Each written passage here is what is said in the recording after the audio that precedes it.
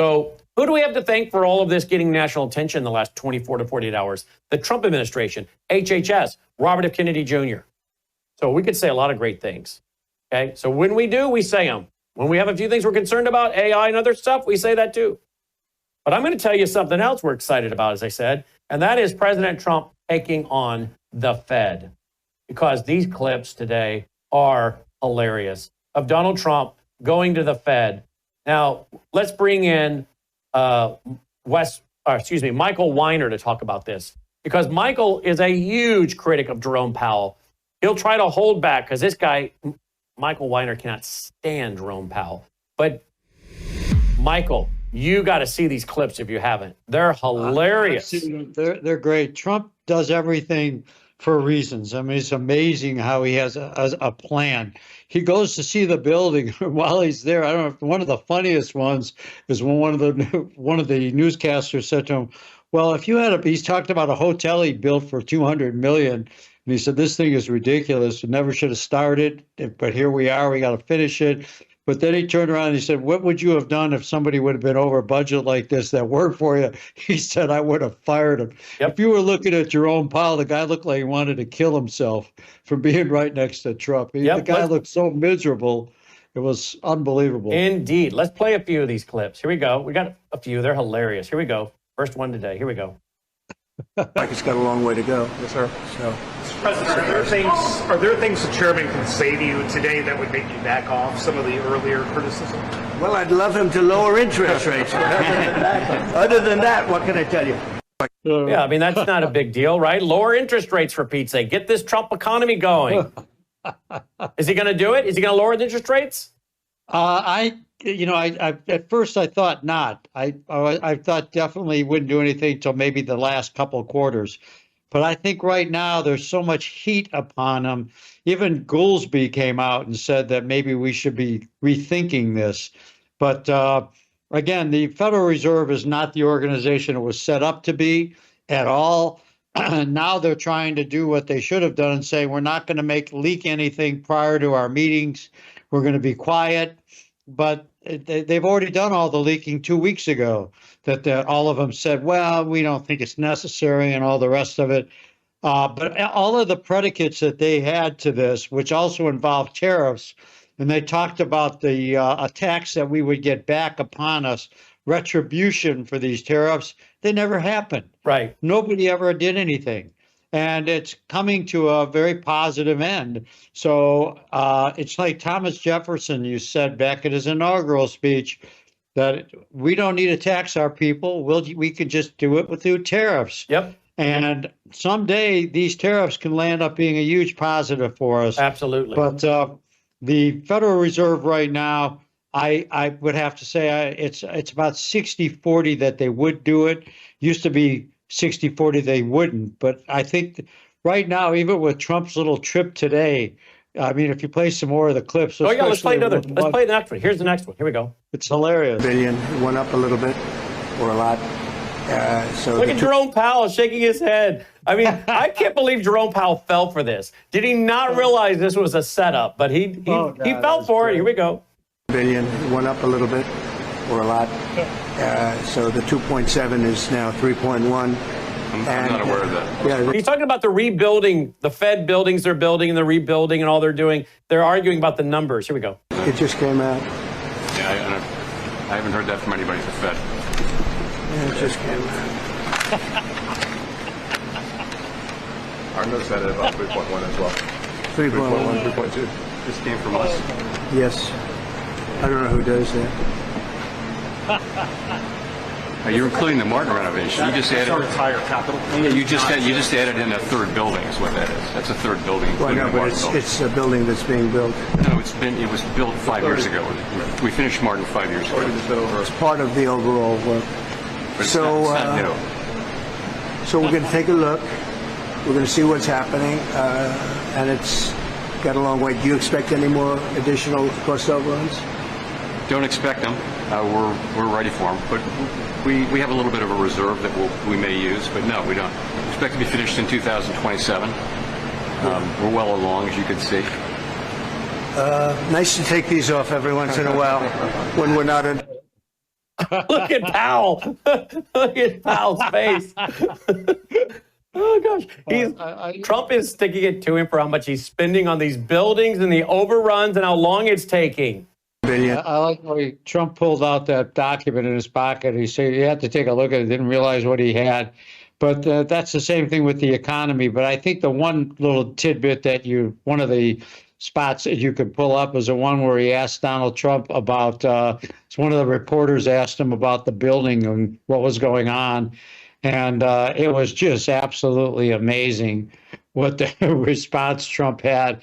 Okay, we'll play that one. Here's before he went over, getting ready to head over to the Fed to look at their now $3.1 billion plus construction project.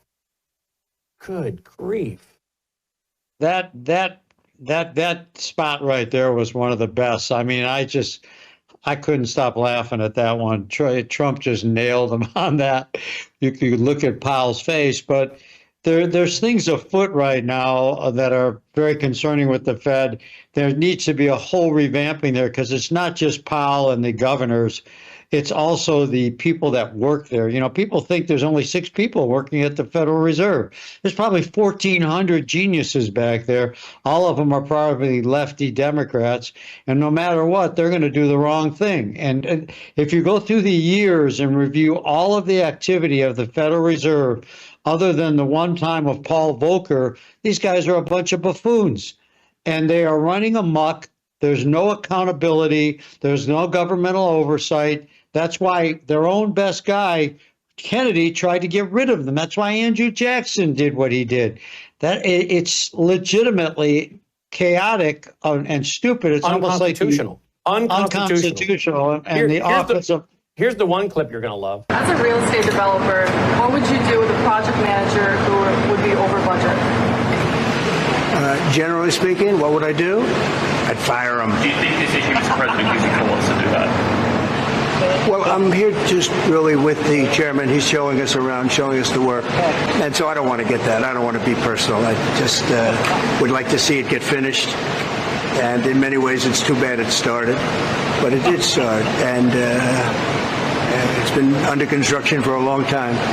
It's going to be a real long time because it looks like it's got a long way to go. Yes, sir. Logan sent this to me late last night. He's like, look at President Trump's schedule. He's going to the Federal Reserve. We're like, what is that going to be about? So we've been waiting since late last night. All right, here's another one. Here we go. Here's another one. Let's go to this one.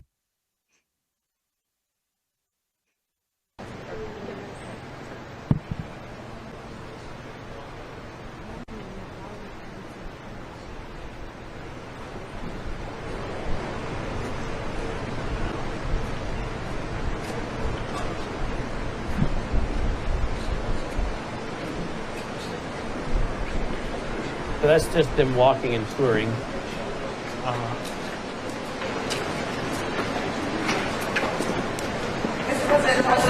And obviously that's Senator Tim Scott with them. All right, let's see another one here. Let's see. Let's go to this one. I don't want to repeat them, but I think this is a new one.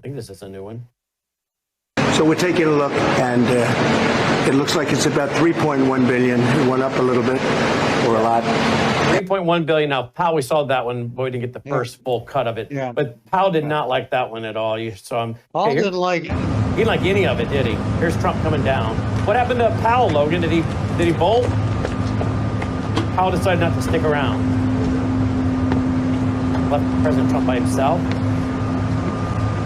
Well, thank you very much, everybody. And it feels very good, actually, to be back on a construction site.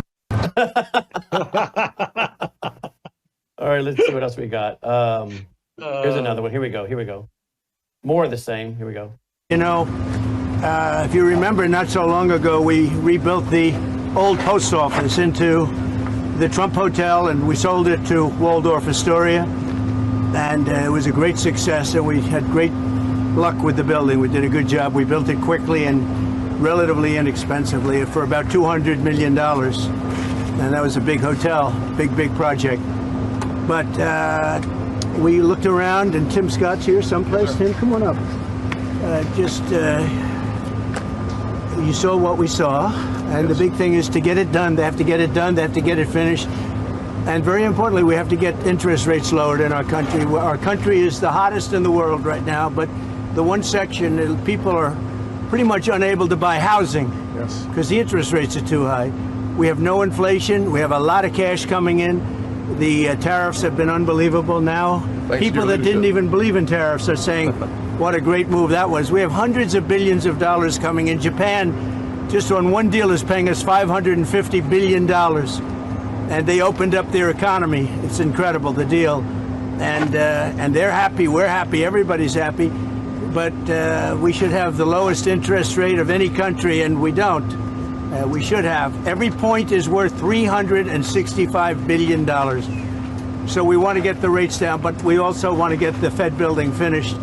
So I met with the contractors, we toured it with the chairman, and we had a very good tour, and we'll talk to you about it sometime. But Tim and I, we sort of understand what happened.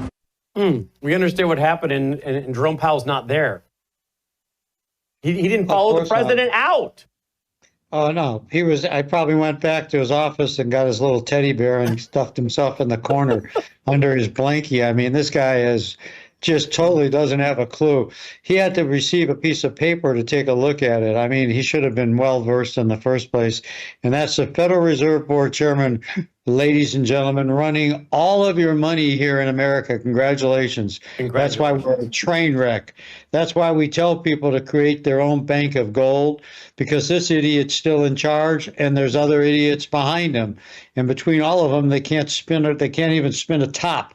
I mean, it's unbelievable, the politics that play into this. How do you spend $3.1 billion on these buildings? Called graft.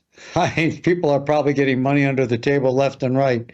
It's just somebody's on their way to Hawaii now based on building that building. Probably the guys who got all the commissions putting it together. I've never seen any insanity. Ridiculous. My partners and I built an old building years ago, a project, 800,000 square foot project, and 3 buildings. And Trump was right. If they would have been over budget, we would have fired them. We would have literally probably hung them. But these guys are totally, to talk about them being conscious of our money is how unconscious they are of their own money. Right. And again, this plays into this whole, again, what Wes and I talk about with the staple coin. What people have to understand, people have to understand is that the staple coins right now can be placed in your bank account and taking your money out. Banks can replace your cash, and also in your securities firms, change your financial positions with your money market accounts, with your annuities, with your bank accounts, with staple cryptocurrency, and you can't stop them. This is the new law. I'm not necessarily agreeing with this. That's why I said months ago, Brandon, to create your own gold bank. That's what these states are talking about doing, and that's what people should do right now. Can we bring up the tweet by Marjorie Taylor Greene, Logan? Well, let me play another clip by President Trump, and then we'll show that as well. Here we go. Too expensive. Bottom line is this, that Americans deserve to become first-time home buyers. President Trump has created the best economy in the world. The one thing that would make it better is lower interest rates. Full employment is even more possible. Wages rise faster as interest rates come down when your employment is at 4.1% because of your leadership. We have revenues coming in at record-breaking, maybe last month even more revenue coming in than bills going out, which is remarkable. They found $26 billion. They said, where did that come from? Nobody, I think that's been many, many decades since that happened. I can't remember that. They found $26 billion last month, and they said, where did that come from? I said, why don't you try the tariff? Said it was true. We're taking in hundreds of billions of dollars, and our country is doing great, and we have no inflation, and the numbers, the job, everything is good. The one thing we have to do is get housing prices down and the interest rates down so people can buy the house, because they're all making money, but they can't get the interest rate down. We have to. Amen. Yeah, amen. And of course, if they get the housing market going, that's going to start spurring other growth in the economy, whether they're buying a home that's being built, lumber, piping, all that goes with that, all the jobs, everything, the cement, on and on and on. But even if you buy an existing home, you're talking about furniture. You're talking about drapery. You're talking about blinds. You're talking about all the new stuff for the kitchen. People are gonna buy new furniture for the new house. All the way around, it spurs the economy. And that's one reason why they know that. Plus, they know that if we can get people in their own homes, purchasing their own homes, then you have motivation to save, to invest, to build that life, the American dream. And it really makes people grow up as well, the younger people. When they get their own home, it tends to make them start growing up, thinking about, now that I'm an adult, I got a house, let's take more seriously my savings account, which all of these things spur the economy, correct? Yeah, exactly right. I mean, when I was young, which was a couple thousand years ago, according to you, Brandon, I bought my first house. It cost me $32,000. My mortgage payment was $187 a month. I was having a heart attack because, it's a responsibility. You looked at it as a responsibility. You didn't spend, but the government made it possible for you to be able to buy affordable housing because all the economics and mortgage rates and things like that were in place. Right now, unfortunately, based on what the Democrats have done, they destroyed the capability of being homeowners. They made America rich enough to rent. Young people want to buy a home. Here in Phoenix, I blame two people. I blame the Democrats as a consortium of people through Joe Biden, Sleepy Joe, and I blame the sellers. I really do. Because people have got this dream in their mind of what they think their house is worth, even out here in Phoenix, and excessive profits that they want, ridiculous numbers that they're marking these houses up to, and appraisers are just as culpable to it. So right now, we need not only lower interest rates, we need realistic pricing because some of these ridiculous, the average house is now $400,000. That's insanity in America. This is only being caused by the greed of the sellers. And fortunately, in Arizona, it's backing up on them because people are saying no. They're literally, some people are listing their house and they're getting much lower values and prices for it, but they have appraisers that come out and give them ridiculous numbers to sell it at. I have a house in my neighborhood that's been sitting for a year. Wow. And the homeowner refuses to bring the price down. I know the realtor. The realtor's a friend of mine. I'm like, what is going on with that house? They're like, do you know what it's going for? And they told me, I'm like, well, that's way overpriced. And they're like, yeah. And we've told them that. And they refuse to back down. And the house has been sitting there for a year. Now, I don't know. I have no idea if they're underwater, if they're upside down, no clue. But you're right. It's crazy. I know of another home in the area where someone was asking $100,000 for this house, 1,900 square foot house, $100,000 over, $100,000 above what it was really worth. It was not. They were asking. Their parents died. They're trying to sell it. I asked them, "What are you selling that for?" They told me $350,000. I said, "It's not worth $350,000." Okay, a nice 3-bedroom, 1,900 square foot house. It's not worth $350,000. It's worth $250,000. A month later, guess what they're selling it for now? $250,000. But they tried getting $350,000. And you're right. These people, a lot of these people are just, but it's the sellers that are putting it up there at those prices. But you're right. People are pushing back against that. But not too long ago, they were lining up during COVID and 18 people fighting for one house. And if you wanted to get it, you had to pay over $20,000 asking price to get the house. Well, and a lot of people still think they have these COVID values for their homes, and it's insanity. That's when all this started, and it's gonna have a comeuppance because people are rich enough to rent. They're saying I can rent a house a heck of a lot cheaper than I can putting out all this money to live in it. Mm-hmm. I can rent it. That's right. And there's nothing wrong with that. So it's not a bad idea to be a renting person and be people that own rental property. This is a very major problem in this country. And, what happened to the days of buying a house my dad used to tell me you buy a house to live in it, not to make money on it. And some of these people buy the house and they sell it 2 years later. suffer the consequences right now. Mhm. That's really what's going on. Let- We've got a lot of big issues in hand. Let's go back to the last clip I want to play, unless another one pops up. Here's what President Trump had to say when asked about him putting pressure on Powell to lower interest rates. Meant to put pressure on Jerome Powell to resign. No, there's no pressure. No, we want to have, his term comes up soon. I think he's going to do the right thing. Everybody knows what the right thing is. Even people that believed in, the higher rates, they're all on board. They all want to see the interest rates come down. It's very important. Yeah, it is very important. Absolutely. All right. I want to share with you real quick, Marjorie Taylor Greene. She put out a great tweet today. Here it is. I have many concerns about AI executive order signed yesterday by President Trump. While I understand the many promised benefits of AI, I remain committed to protecting state rights, human jobs, human lives, human rights, our environment, and critical water supply. My deep concerns are the executive order demands, rapid AI expansion. We covered this yesterday, by the way, guys, the plan. But this is a new tweet by her.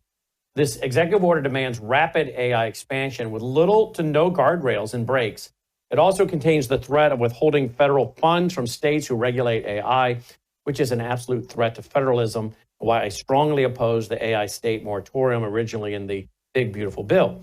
Rushed AI expansion and data centers being built all over the country from state to state with no plan in regards to environmental and critical water supply impact has massive future implications and problems. I've been in construction my entire life. I can tell you firsthand, when you move dirt, there is always an impact to the surrounding area. When you build something that requires a high water demand, it will always take water away from others. That means people, cities, businesses, and surrounding counties and states. Data centers are like black holes when it comes to water requirements. They consume massive amounts of water for cooling, literally millions of gallons per day. If you know nothing about the water wars between Georgia, Tennessee, Alabama, and Florida, then you know states already, if you know anything about it, you know states already fight each other over water supply. Counties fight each other over water supply and sue each other over PFAS, PFOS, and other impacts. Just wait and see how bad lawsuits will become when counties are competing for data centers in order to get rid of county property taxes.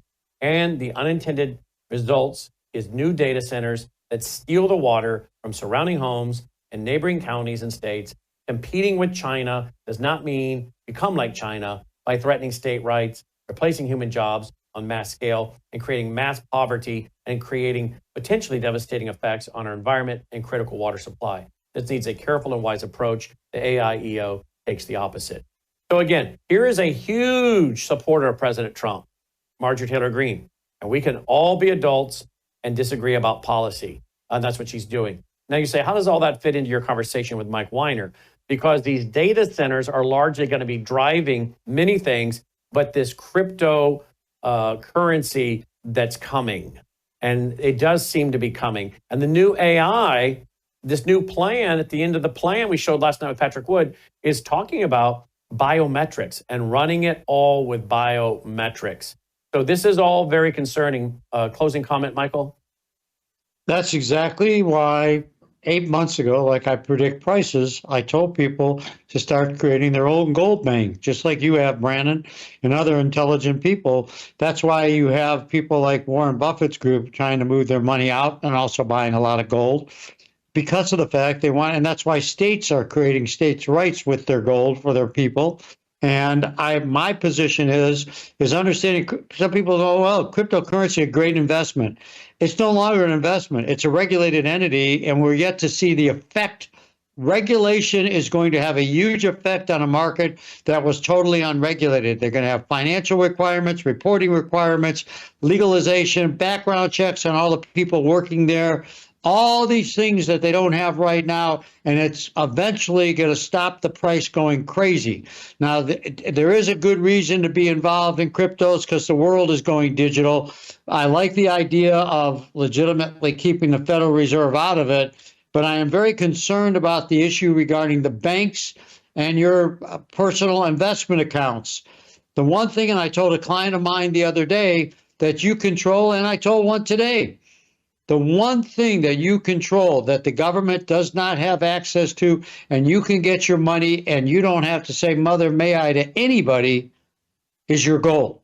And if you don't have gold in your portfolio, or if your financial advisor says, I don't buy gold, it's ridiculous, it doesn't pay you any. Gold is not supposed to pay you anything. It's supposed to protect everything.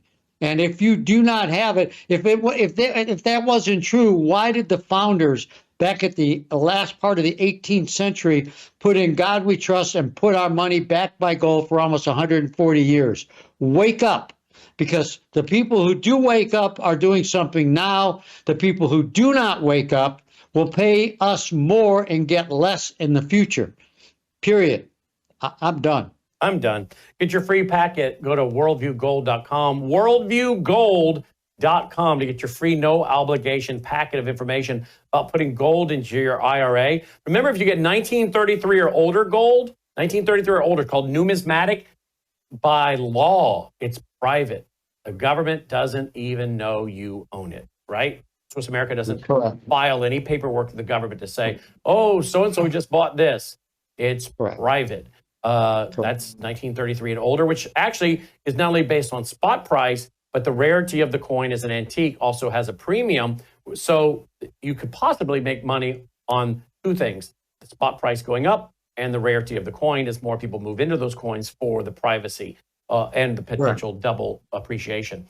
Again, I don't give financial advice. I give financial opinion. You should get your free packet of information at worldviewgold.com. Just fill out the form, worldviewgold.com, or you can text Wes Peters directly at 602-558-8585, 602-558-8585.